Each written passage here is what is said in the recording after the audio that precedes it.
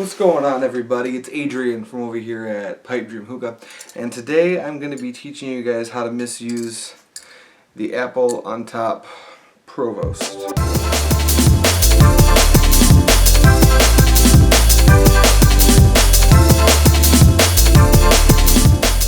Okay, you guys, so this is a Provost for anyone who doesn't know, and don't worry if you don't know, I will be doing a review on this bad boy soon, but for anyone who maybe hasn't seen this and wants to see a review now, I'll drop a link down in the description for you guys. I'm not exactly sure who I want to link to, but I've got a few really good YouTube reviewers in mind.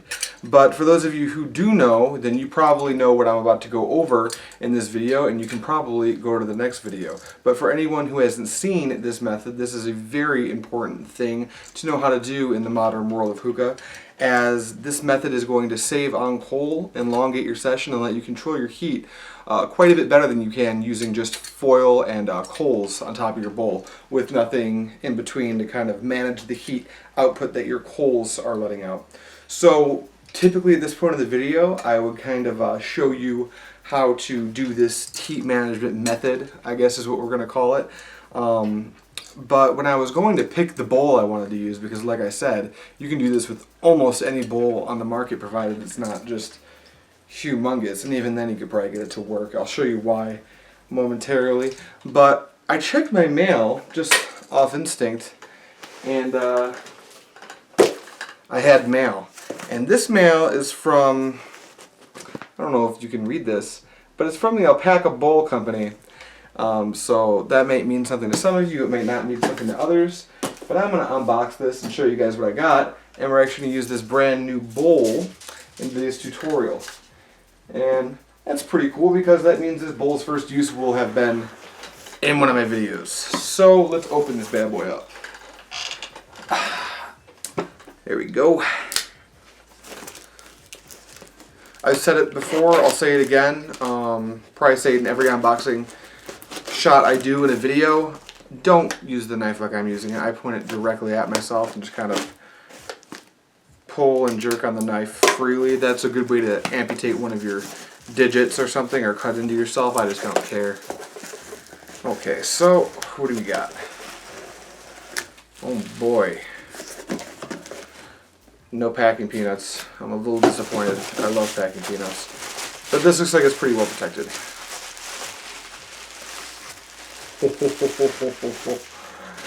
Oh man, this is beautiful.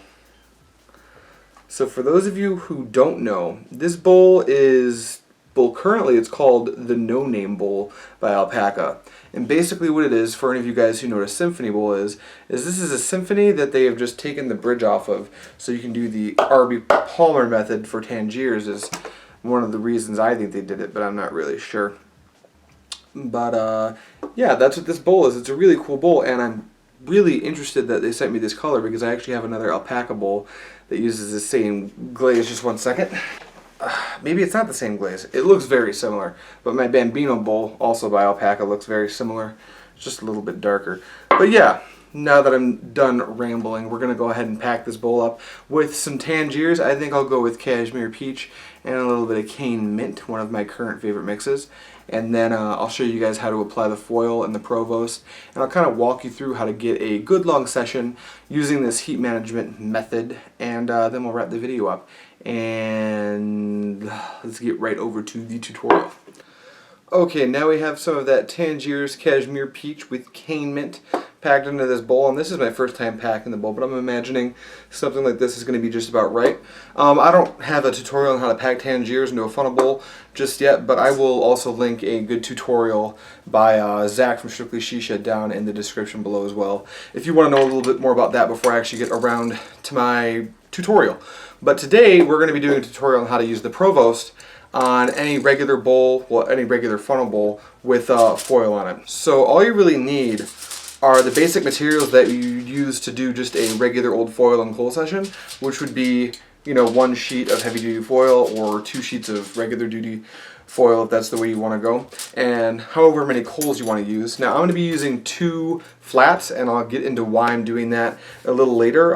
I normally use 2 cubes, but I have a purpose for using 2 flats for this particular video. But this is pretty simple and it's almost idiot proof, but I I really didn't know what I was doing when I first started doing it, so someone showed me how to do it, and now I want to show you guys how to do it. So let's get rid of this other piece of foil because it is HD. Let's move these because I'm probably going to be shaking the table around while I foil my bowl. Most of us know how to foil at this point, but I'm just going to go ahead and foil this bowl for you so you can see kind of how I want to poke the holes and stuff. So as usual, just make sure to get the foil nice and drum tight. Eliminate as many of the ridges and ripples as you possibly can. If you have a couple, it's no big deal. I think we're all onto that by now. And then once you have it the way you like it, just make sure to torque it down to get it nice and tight like a drum. And then this one's kind of hard to torque down because there isn't much of a bottleneck. But once you're done with that, I like to just take my thumb and kind of make a little bit of a seal around the edge. It actually probably doesn't do anything. It's just something I like to do when I'm packing my bowls. Now, here's where we start to change things up a little bit. The way that I do it, I actually like to poke quite a few more holes than I normally would when I'm just smoking with a coal and foil session. Just because the way the Provost works is it has a bunch of holes at the bottom, so you don't really need to make sure that all the holes line up. I just find that poking a few more holes than normal will allow some of the holes to line up to get better airflow. Also, we are smoking Tangiers, which likes quite a bit of airflow, so let's make sure just to poke a lot of holes, go all the way down, because I haven't done a Tangiers review yet, but for those of you who don't know, when you're smoking Tangiers, you want to poke the holes through the tobacco. So let's go ahead and do our hole pattern, and I'm imagining that we'll just do a 2-ring hole pattern because of the small size of this bowl. So let's see if I can't get this stuff out of the way and poke some holes. Alright, this is always awkward, doing this on camera with my hands all janky like this. But yeah, there's one ring, and that's just about how I'd like to do it typically. Remember, like I said, go all the way down into the bowl with your poker to make sure to get some air pockets in that Tangiers. There we go, that's 2 holes. And then another thing I really like to do at the Provost is, since there is actually a little hole in the middle of the Provost, as you can see there, I just like to poke a hole relatively close to the middle of the bowl as well. Don't know if it actually does anything, but the guy that taught me how to do this also does that. So, I don't know, old habits die hard. But there we go, there's our hole pattern. And now all we're going to do from this point is throw things around and destroy stuff. All we're going to do from this point is put the Provost onto the bowl and get it as centered as possible. It'll look something like that. And then we're going to go over and grab our coals, which are a little bit more cooked down than we'd like them to be, but that is just fine. For the purposes of this video, I'm just going to have to do one more round of coals than I normally would because I'm also normally using cubes for this.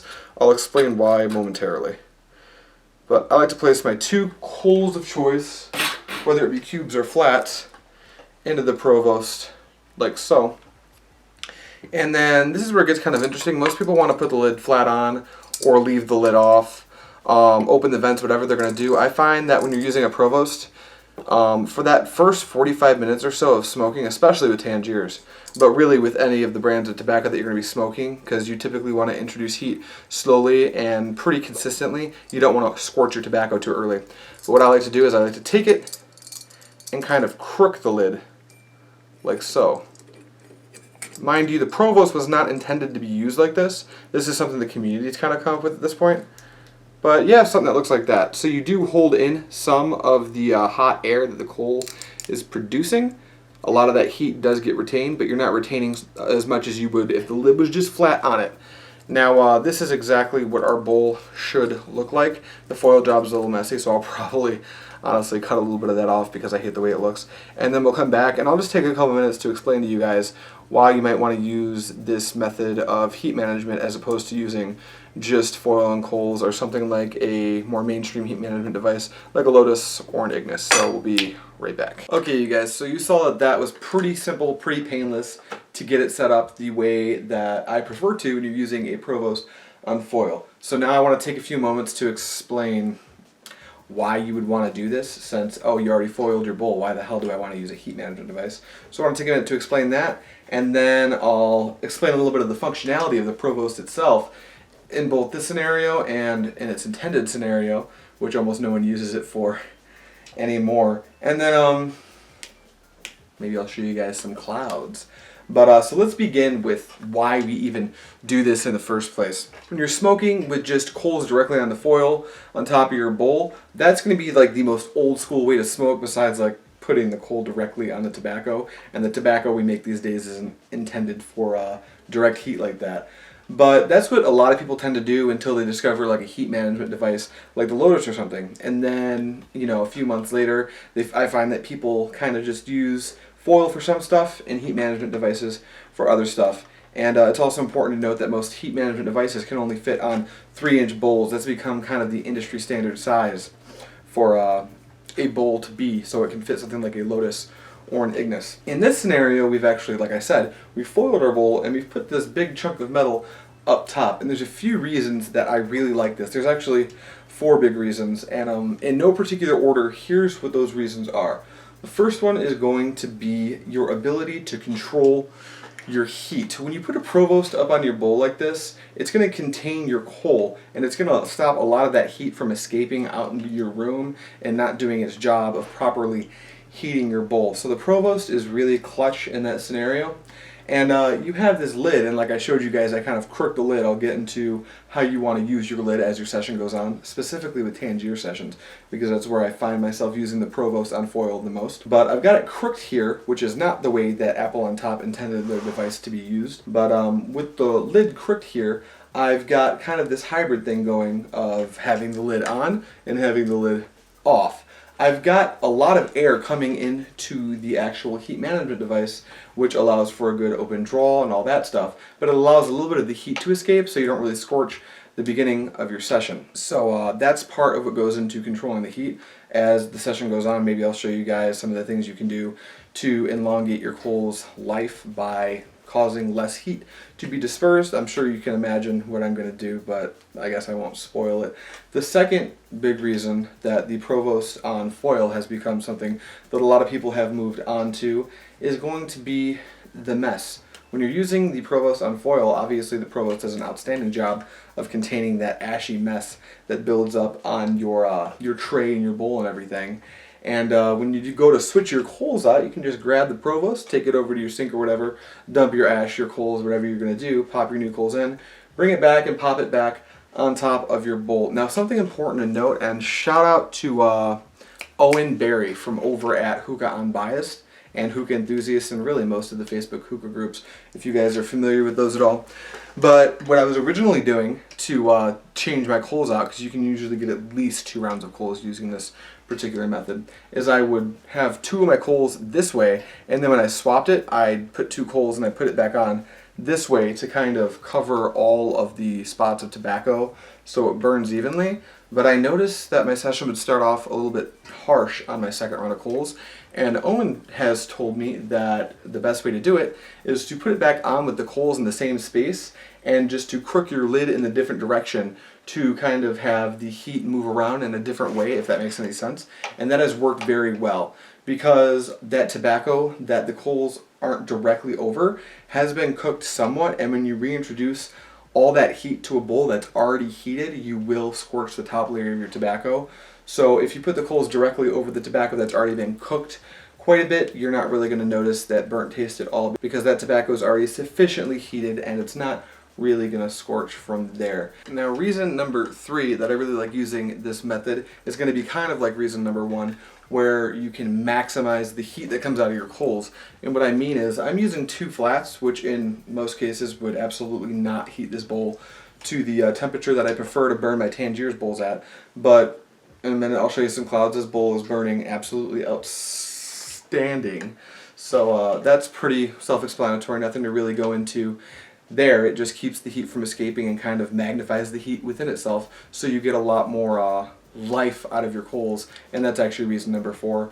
Your coals are just going to last longer. On top of actually being able to get more heat out of your coals as the session goes on, it's going to stop a lot of air from actually making contact with the coals, and that in and of itself is going to keep the coals cherried for a little bit longer. Now, I'm not going to sit here with this bowl for like the 2.5-hour session that I'm probably going to get out of the amount of tobacco that the Alpaca no-name bowl actually takes. I'm not going to take the time to sit through and change the lid positioning throughout the session, because I have other things to record while I'm sitting here able to record today. So I'm just going to quickly go over what you would want to do with a session like the one I have set up here, which is Tangiers extra dense packed into a funnel bowl. It's a small funnel bowl, but Tangiers is known for being able to go for a pretty long time in a small bowl like this. For the first 30 to 45 minutes, I like to keep the lid crooked like this. And this is also the case with cube coals.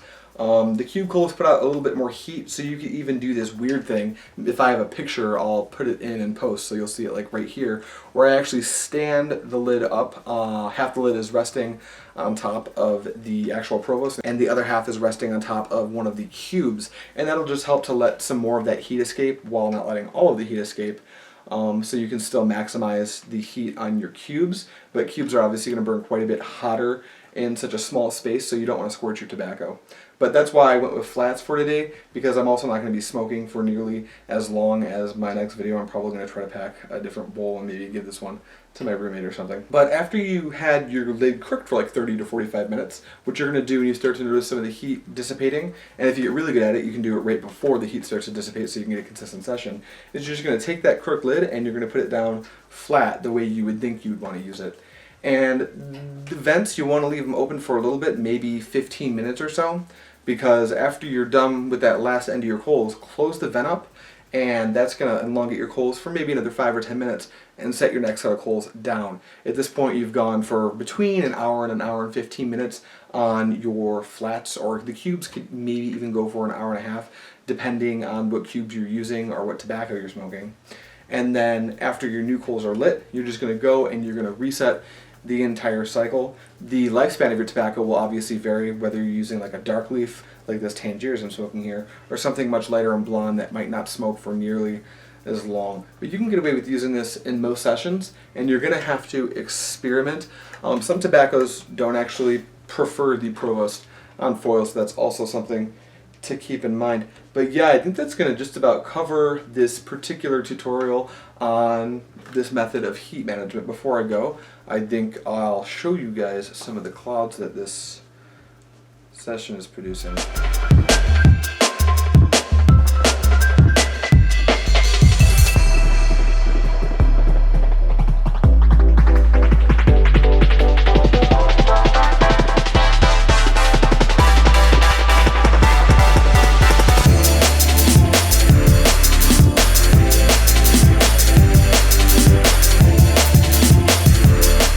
Yeah, as you can see, utilizing this particular heat management system, you get pretty good clouds. Now, I will say that these clouds are a bit lacking for the particular tobacco that I'm using. Typically, the clouds are a bit larger, but the coals are burnt down a little more than I'd like them to be because of how long it took me to actually pack the bowl and set up the shot and everything.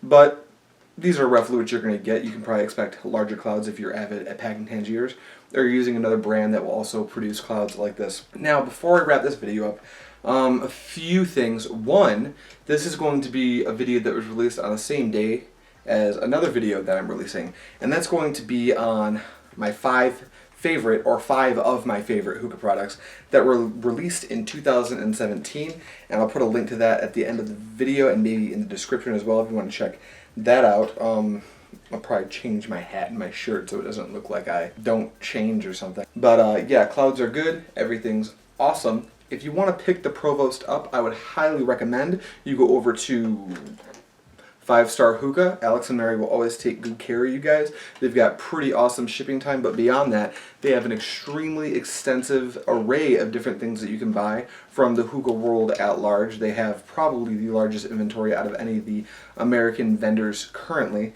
And if you want to get some money off of your entire 5-Star Hookah order, excluding what's already on sale, use my coupon code. That's going to be PIPED15, PIPED15, for 15% off your entire 5-Star Hookah order, excluding what's already on sale. I'll leave links to both the Provost and the No Name Bowl down in the description for you guys if you decide that you might want to pick this stuff up. If you liked the video, go ahead and give it a thumbs up so I know you like what I'm doing.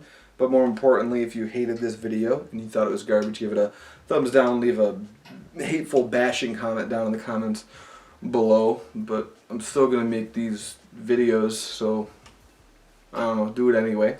And if you have any comments, questions, criticisms, concerns, anything like that, maybe even a request for a product you'd like to see reviewed, drop that down in the comments below as well. I'd be more than happy to bring you guys a product review on something that you might be interested in picking up before you actually spend your hard-earned money on said product. And hey, if you like the content that I'm providing you guys on this channel, I'd highly recommend subscribing, because I bring content just like this to you guys on bare minimum a 2 times a week or a bi-weekly. Bi-weekly? Is that like every other week? I don't know. 2 times a week basis. And yeah, that should just about do it. So I'm going to stop this video and start recording the 5 products video that is also going to be released on whatever day today is. Thank you guys so much for watching, and as always, happy smoking.